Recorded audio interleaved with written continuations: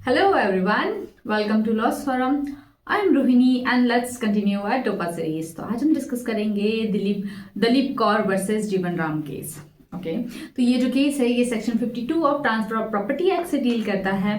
इसके कीवर्ड है इस केस के section 52 lease pendens and the property. इस केस के फैक्ट हम देखते हैं। अब देखते हैं ओके, यहाँ पे जो लक्ष्मण ने यहाँ पे सूट फाइल किया था for the possession by the way of a preemption of the land that was sold to a respondent.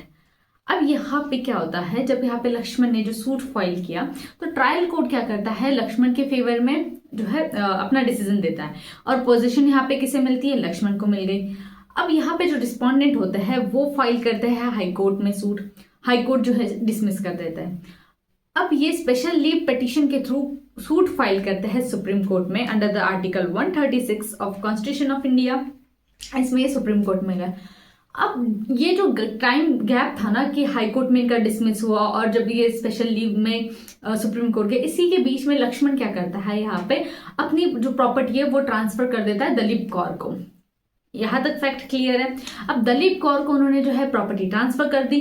अब यहाँ पे क्वेश्चन ना कोर्ट के सामने ये आता है, क्या ये जो under the article 136 of constitution है, क्या ये जो है कंटिन्यूएंस ऑफ ओरिजिनल प्रोसीडिंग ही माना जाएगा इसे, क्या इसमें लीज पेंडेंस जो है वो एप्लीकेबल होगा या नहीं होगा। ये कुछ जो है बेसिक क्वेश्चन कोर्ट के सामने आए। ठीक है, फैक्ट मैंने आपको बता दिया।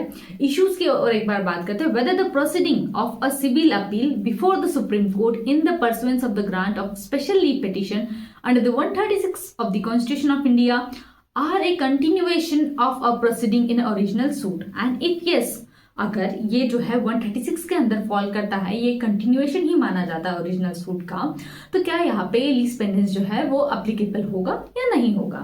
ठीक है, इतना क्लियर है। अब कोर्ट ने क्या कहा, कोर्ट के अपने लॉ पॉइंट्स और ऑब्जर्वेशन क्या थे इस केस में। तो कोर्ट ने कहा कि ये proceeding before the Supreme Court are the continuance of those of original suit. तो कोर्ट ने तो क्लियर कट कह दिया कि भाई यहाँ पे जो सुप्रीम कोर्ट के सामने जो भी केसेस आते हैं 136 के अंदर, वो कहीं ना कहीं कंटिन्यूएशन ही होता है ओरिजिनल सूट का।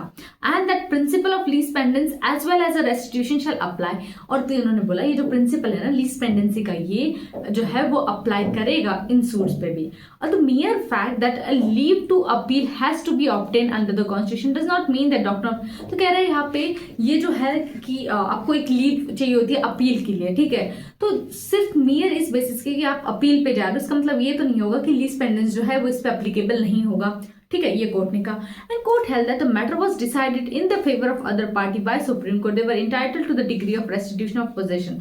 तो कोर्ट ने फाइनली जो यहाँ पे अपील जो है वो डिसमिस करी और इन्होंने बोला कि ये जो 136 में जो पावर है ना कोर्ट की, बहुत ज्यादा वाइड है और ये कंटिन्यूएशन ही माना जाएगा ओरिजिनल प्रोसीडिंग का, तो इसलिए लीज पेंडेंस जो है वो एप्लीकेबल होगा। सो डिसमिस किया एंड बोला it will be hit by lease pendens. I hope आपको ये छोटा सा केस समझ में आ गया होगा। Thank you so much. Next video से हम लोग एक नया टॉपिक स्टार्ट करेंगे।